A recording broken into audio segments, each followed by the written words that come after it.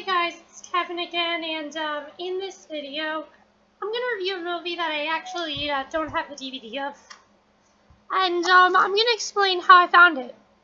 Basically, Netflix is doing this really cool thing now where they have this thing called Max Play, which if you guys knew Netflix before, if you want a recommendation, you'd basically just go to movies based on your interest in, and then they tell you the movies that are based on your interest and ones you would like that are similar to that.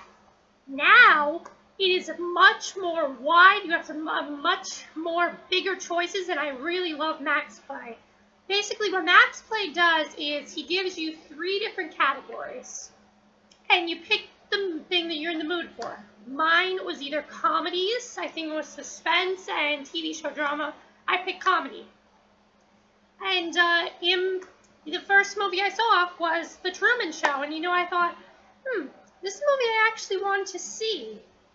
So I decided I'd watch it, and I hit play, and I watched it, and I watched it. And I highly recommend you check out Max Play, because that's exactly how it works. So if you press play, and you like it, once you press play, you watch it. And that's what's so great about Max Play. It's almost like you don't even you just let them do the work for you. All you have to do is make the selection that you like and then rate the movie that you like. If you're not interested in it, you press not interested. But if you like it, all you have to do is press play. And that's it. Then you can just sit back, relax, enjoy it, and watch The Truman Show. Again, this is a movie that I've actually been wanting to see for a while now. I think I got it in my library once, but for some reason I didn't watch it. I don't know why.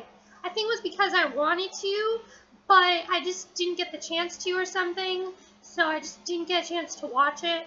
But I finally watched it, and I just have to say that The Truman Show was fantastic. It was really, really good, and I just absolutely loved it. I thought it was definitely a great movie.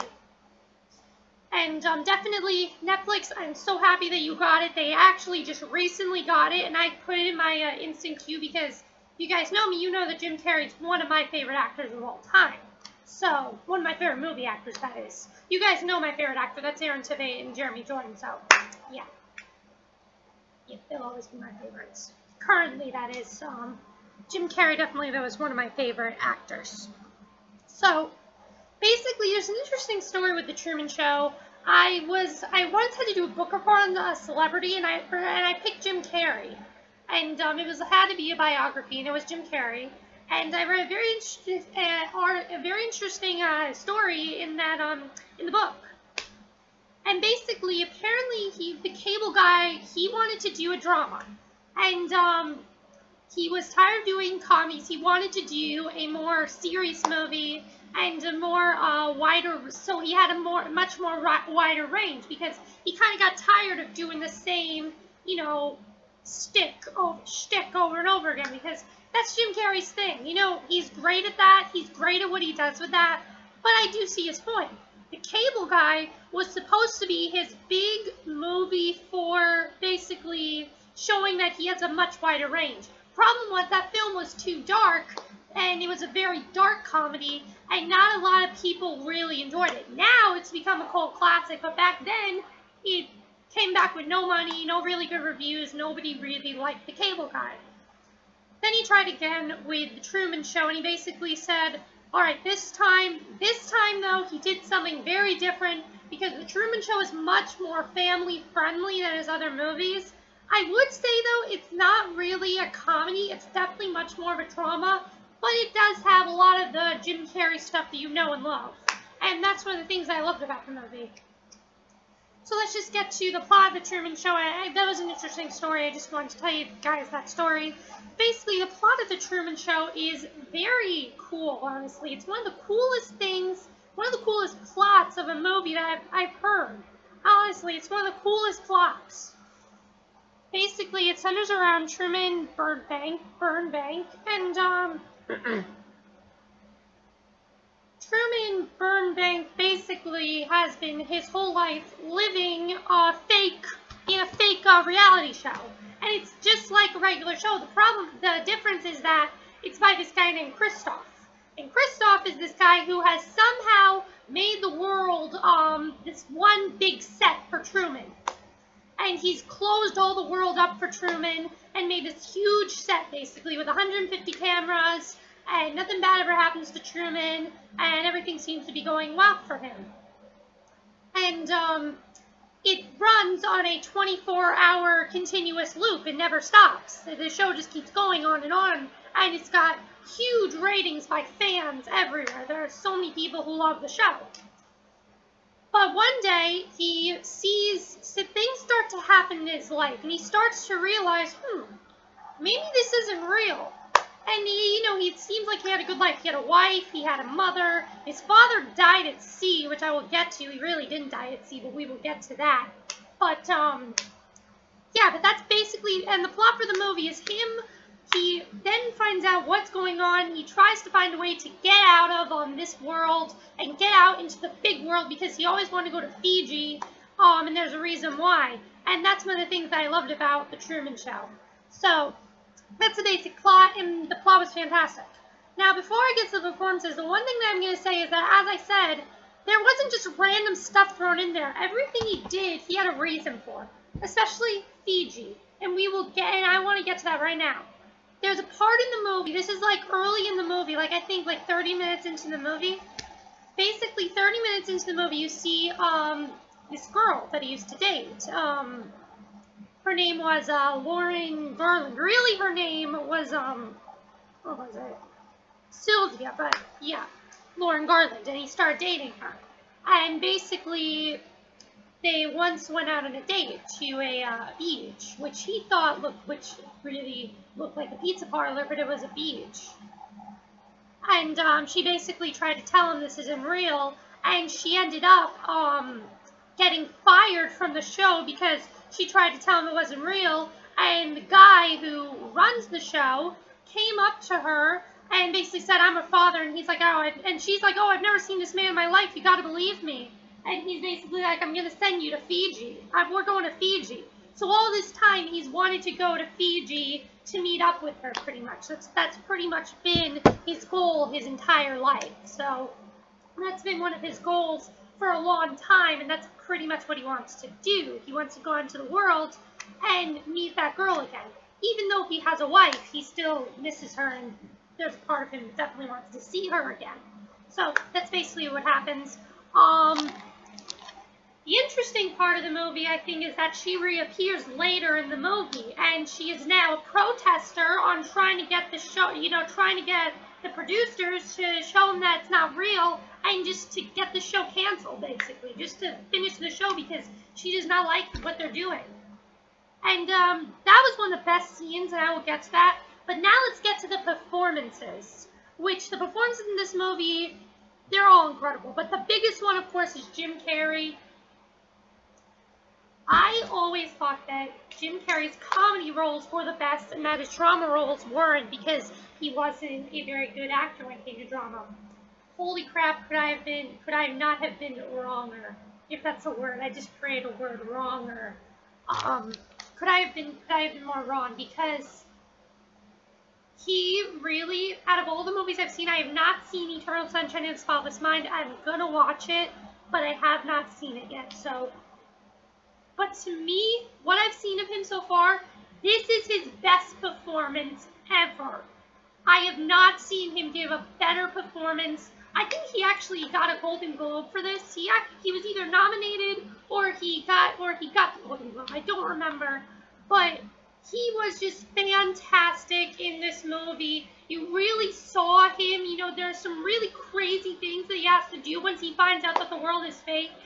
And there's some really crazy things that he's going to do. I thought there was going to be a scene where he destroys the set because it just seemed like he kept going crazier and crazier, and I thought it was going to end up with him just destroying the set and going into this big rage and just canceling the show, and that's how the movie would, the rest of the movie would be him trying to get away from it. But I'm happy to say that he was just fantastic. I wish there could have been a scene like that, but it really is more family friendly than that, so that's why there wasn't really a scene like that. So yeah, that was basically, I thought he was fantastic, and he was actually the best, I think. I think he definitely was the best in the movie. Then you have Laura Linney as his wife, well, not really his wife. He thinks is his wife, Meryl Burbank, but really she's Hannah Gill. And we don't really know much about the actress that's playing her. Although Laura Linney did say in an interview once that the character that she's playing, in the real world, when she's not playing Truman's wife, she's actually a struggling actress who was never a big child actress, and they tried to make her a very big actress. That's pretty much what happened. And she was really good. Laura Linney was really good because you could definitely see that there were times when she just despises Truman. She doesn't want to be. She doesn't even want to be in his life. She's just doing this for money, basically. She's doing this so she can be a big star. And you can see there are times when he's like, why do I feel like there are times when you don't like me? That's one of the lines he has. And he says, do you just despise me? And then you see that one of the funniest parts of the movie is that she constantly has these product placements. Like, for example, he'd be talking to her, and she's like, how about some Gatorade? No, I'm just giving you an example. She didn't really have a bottle of Gatorade, but she's like, how about some Gatorade? I drink Gatorade, and you should too. And there's all this product placement. That was honestly one of the funniest parts of the movie. It was very funny, and that's why the movie's funny too, and I enjoyed that. But her character in the Truman Show wants to have a child with him, and she seems like a very devoted wife. But again, all the crazy like shit that Truman does, all that crazy stuff, all the stuff he puts her through, she did a really good job in it. Again, you could definitely tell though that the actress that's really playing Truman's wife doesn't give a damn about Truman. She could care less about him. All she's doing is she's just doing this for money. Who was really good though, and I thought was a really good, was Ed Harris as Kristoff. He was fantastic. He's basically the villain of the movie because he wants to basically show Truman that the outside world doesn't really matter. There's a scene where I'm just gonna get to the end of the movie. There's a scene where he basically wants to go to the outside world, and he basically says, there's nothing different from there than there is out there. And then there is in here. And, there really is. He's just trying to convince him, and Truman just isn't listening to him. But I thought he was really, really good in the movie, and I really enjoyed his character. So Ed Harris was definitely a really good, had a really good role in this. I thought it was really good as Kristoff. Then we have Noah Emmerich as Truman's friend, and he was really good too. I really enjoyed his character, although again, you could see that everything they're giving him is made up, and yeah, so that was really good. And then you had the girl who played the old love interest that Truman dated, and basically, she got fired. And that is played by, I hope I don't pronounce her name wrong, Natashka McElhone, and I think that's how you pronounce it. But she was fantastic in the movie because, as I said, she's trying to protest, and there's this very long scene that goes on. It's a very long scene where you see an interview being held with the people who create the Truman Show, and basically we see how she's interviewing, and then she's saying how we need to stop this from happening, and they just don't want to listen to her. They do not want to listen to her. You can tell that she still loves Truman. Basically, the movie gives you the incense that they're gonna end up back together. That's just what the movie gives you. They give you the incense that they're gonna get back together. That's pretty much what happens in the movie. So overall, I thought the Truman Show was really, really good, and I really did like it. The other thing I want to say though is that this is kind of interesting. The thing that was interesting, and I think the thing that some people might think is a little bit weird about the movie, is that the people who are running the show, they almost look like they're living on this Earth, another Earth, and that's very interesting to see how it works. It's really cool to see how they basically closed all this stuff up for Truman. So definitely a really good movie. I highly, highly recommend you check out The Truman Show. Really good movie. It's got great humor, great comedy, got everything you love about Jim Carrey, and I just absolutely loved it. So that's it for my review of The Truman Show. I hope you enjoyed it, and I'll see you guys next video. Okay, bye!